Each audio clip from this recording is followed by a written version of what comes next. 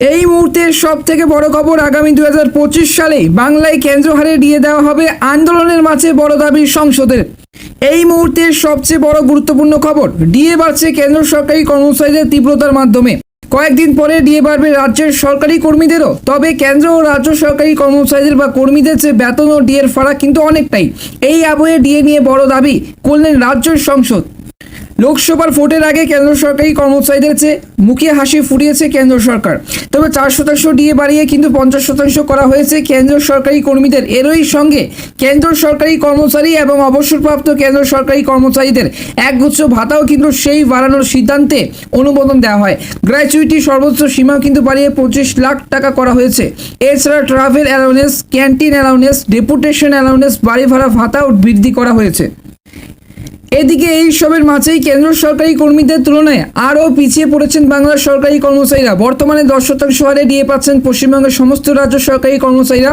মে মাস থেকেই কিন্তু সেই আরও 4% বেড়ে বাংলার সরকারি কর্মীদের ডিএ হবে 14%। তখনও কেন্দ্র ও রাজ্য সরকারি কর্মীদের যে ফারাক থাকবে 36%। পার্থক্য কিন্তু থেকে যাবে। এই আবহে রাজ্য সরকারি কর্মচারীদের একটি সংগঠন সংগ্রামী যৌথ মঞ্চের দাবি, all India consumer price index অনুযায়ী, মানে এআইসিপিআই অনুযায়ী ডিএর যে হার নির্ধারণ করতে হবে কেন্দ্র হারে এবং রাজ্যেও।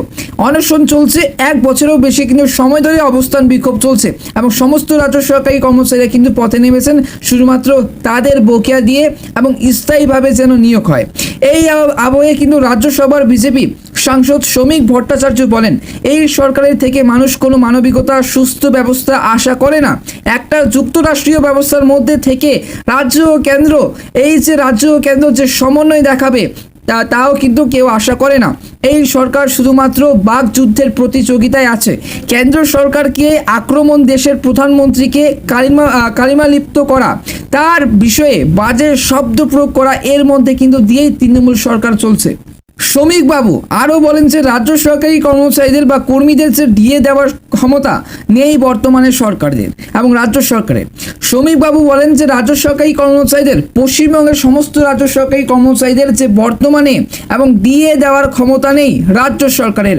আগামী 2025 সালে নতুন সরকার গঠন হওয়ার পরে, যদিও রাজ্যে বিধানসভা নির্বাচন হওয়ার কথা 2026 সালে, যাতে এখানকার রাজ্য সরকারি কর্মচারীরা কেন্দ্র হারে ডিএ পান, পেনশনভোগীরা নিশ্চিন্তে থাকতে পারেন, সেই বিষয়ে নজর দেওয়া হবে। তবে এই সরকারের থেকে ডিএ প্রত্যাশা করার কোনো কিন্তু ফল নেই বলে মনে করি আমি।